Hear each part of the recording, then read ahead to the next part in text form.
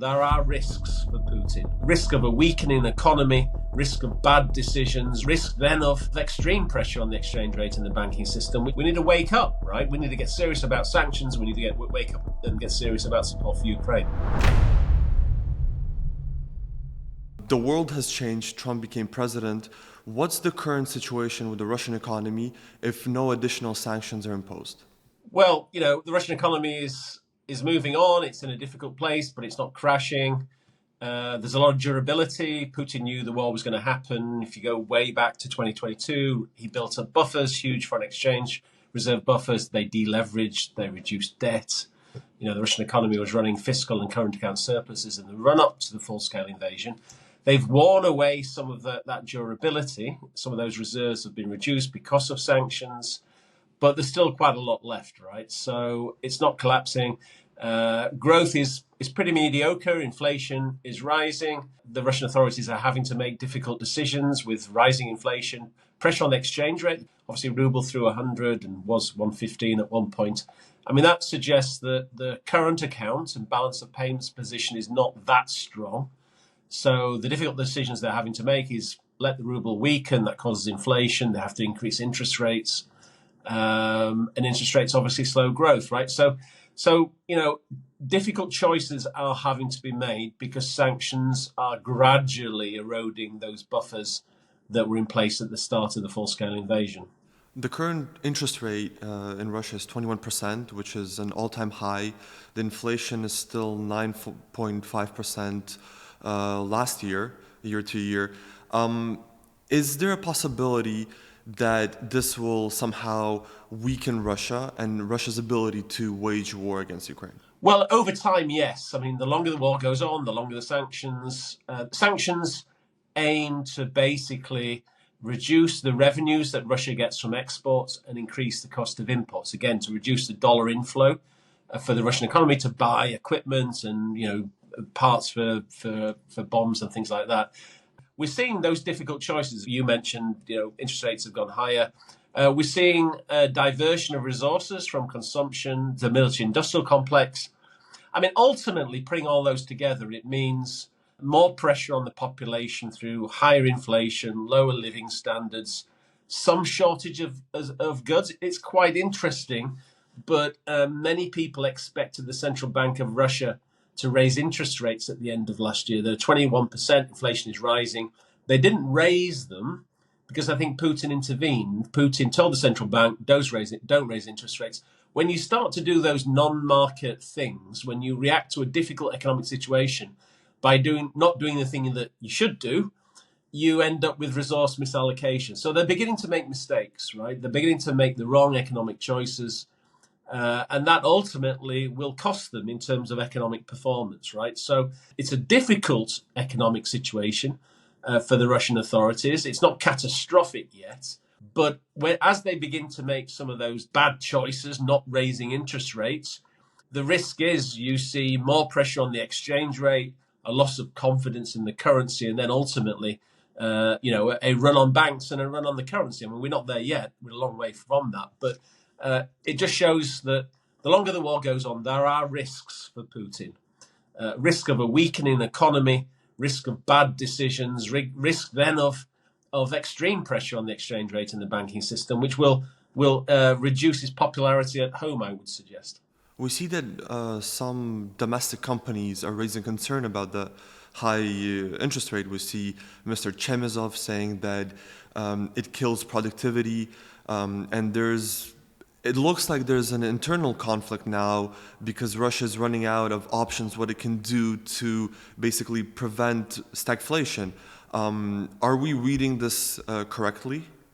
Well, it's difficult choices. If they don't increase interest rates, they keep credit policy loose. That means, I'd say, continued pressure on the exchange rate, higher inflation, and risks of a loss of confidence in the currency and the banks, etc. So no easy choices. If they raise interest rates, it's lower growth, right? So it's a growth versus inflation trade-off, growth versus stability of the exchange rate. I mean, one of the reasons they're probably having to make these decisions now, in defense of the exchange rate, for example, is because likely those buffers that I mentioned, their foreign currency reserves have been reduced. At the start of the full-scale invasion, they had over 600 billion in foreign exchange reserves. We know about $330 billion were frozen or immobilized in Western jurisdictions, so they had half the reserves at the start of the full-scale invasion, and probably they've been eroded more. Now, normally, when a currency comes under attack, a central bank would probably use reserves to defend the currency. The fact that they're resorting to higher interest rates as a defense suggests that their reserve buffers are not that great, right? So they are being eroded. They are being weakened over time. And, that is because of sanctions and because of Russia's illegal invasion of Ukraine. 10 days before Biden left office, he imposed sanctions on what is known as the Russian shadow fleet. Over 180 tankers were basically immobilized in different jurisdictions. What kind of effect this may have on the Russian economy? Well, firstly, why did the Biden administration take so long to do it, right? I mean, right at the end of the administration, they made lots of excuses before about impact on the global economy. Well, they did it, and there wasn't a huge impact on the global economy, so they should have done it way before. They did it because basically, they introduced this oil price cap, and Russia figured out ways to get around it. I guess the concern is what Trump does. Does Trump take those sanctions off? He made some messaging yesterday suggesting that may not be the case, that sanctions might be increased. But overall, the sanctioning of the shadow fleet aims to make sanctions more effective, right? Sanctions is always a game between the country imposing the sanctions and the target of the sanctions, right? Sanctions are imposed, the target of the sanctions figures out ways of getting around them. And in this case, OFAC, the US Treasury, is figuring out ways to stop the Russians getting around the sanctions. This is why they're sanctioning the shadow fleet. It will make life more difficult in the short term for Russia. We're already seeing a lot of those ships stuck in ports. Less foreign entities, I think, will be willing to trade with Russia because of it.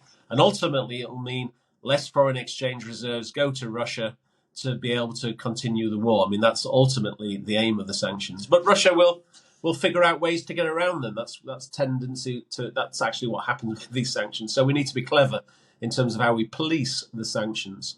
Well, Mr. Trump didn't mention Ukraine by name during his inauguration speech, but one thing he did mention is that the U.S. will increase drilling and will increase the production of oil and gas. He also said that the country will find new markets and increase its shipments to what we suppose would be Europe. Can the U.S. push Russian LNG out of Europe, and can basically this policy by the Trump administration hit Russia where it hurts? Well, look, there are many questions in there. I mean, yes, good that from a Ukrainian point of view that the US is going to increase production of oil and energy, because that obviously will put downward pressure on oil prices. That will hurt Russia. The big question mark is, what has Europe been doing for 3 years, right? I mean, Europe reduced the inflow of pipeline gas, and then Russia just increased LNG supply to Europe, and Europe took it, right, quietly on the side. I mean, it's a classic, Western double standards and failure to be that serious in terms of sanctions and support for Ukraine, frankly, right? We should have done a lot more far earlier. Some of the constraints around LNG, still around terminals. You need to build infrastructure to be able to receive the LNG from the US and other markets. Many countries are still far behind in doing that, right? So, the good news by the Americans, the Europeans need to step up. Bottom line in a lot of this stuff around Ukraine, whether it's arms supply, whether it's financing, whether it's sanctions, the West has just not been very serious, right? It's been haphazard, poorly planned, poorly coordinated, and it suggests that, a lot of Western countries just do not get the threat from Russia. Russia is an existential threat to Western liberal market democracy. It's a threat to Europe. We need to wake up, right? We need to get serious about sanctions. We need to wake up and get serious about support for Ukraine. Just to build up on this, let's say the Trump administration in Europe is now serious and dealing with Russia 3 years in. What mechanisms does the Trump administration has to actually hit Russia where it hurts? Well, plenty. I mean, they can tighten secondary sanctions. That's one thing. I mean, without even changing the sanctions they have, right? I mean, they can send clear messages to third party individuals, countries, and companies around Russia that have been facilitating sanctions evasion. Make it crystal clear that if you help Russia break sanctions, you will be sanctioned, you will have your assets frozen, it will be bad news for you, right?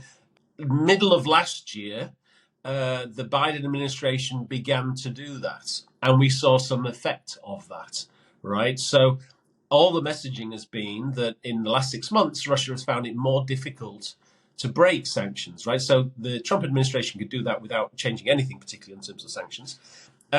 Secondly, the oil price cap could be reduced. That's an obvious one. We're seeing, obviously, with the shadow fleet being sanctioned. Things like, the frozen Russian asset issue, right? The immobilization of assets. There's $300 odd billion in Western jurisdictions. Europe is sitting on this issue. We've obviously seen the 50 billion ERA. That's the securitization of the interest flow on the immobilized assets. 50 billion is good, but it's not 300 odd billion, right? The Trump administration could act straight away. It could threaten to sanction Euroclear, which is the European entity sitting on the immobilized Russian assets. It could threaten to sanction Euroclear unless it transfers the assets to Ukraine, right? The legal case for moving from immobilization to freezing and seizing and allocating to Ukraine, I think is now pretty clear. It's about political will. Now, if Ukraine have those assets, it could use them to buy Western weapons, particularly from the US. And that would, I think, change the dynamic, the political dynamic between Europe or Ukraine and the US. Trump would, I think, find it very difficult to say no if Ukraine came knocking on the Americans' door and said, can we buy 300 billion or 100 billion or 200 billion, whatever it is, of US weapons? I think he would be forced to sell those weapons to Ukraine. Then Ukraine could sustain its own defense. It could pay for its own recovery and reconstruction. And it would hurt Russia, right? Russia would hate that. So lots and lots of things you can do. Another one, I think, an interesting one is signal that you will move to a zero trade with Russia strategy over a longer term time frame, say 5 years. Signal to Western international business, we want you to no trade with Russia unless you get special designation, right? You get licenses so the assumption is no trade unless you go out to get licenses. At the moment, you can do any trade with Russia unless it's specifically sanctions designated. Now, the advantage of that, it would send an absolutely crystal clear signal to international business, particularly Western business. We don't want you to trade with Russia. We want you to reduce your trade and stop trade with Russia, and we give you a time frame, say over 5 years, to do that. And I think, again, that would have a pretty seismic impact on the Russian economy. You're talking about secondary sanctions, and it's one thing to impose them on countries like Kyrgyzstan or even Turkey, maybe Thailand, which help Russia circumvent sanctions. But the biggest Russian helper, I guess, is China. We see that most foreign parts, chips for Russian missiles come from China.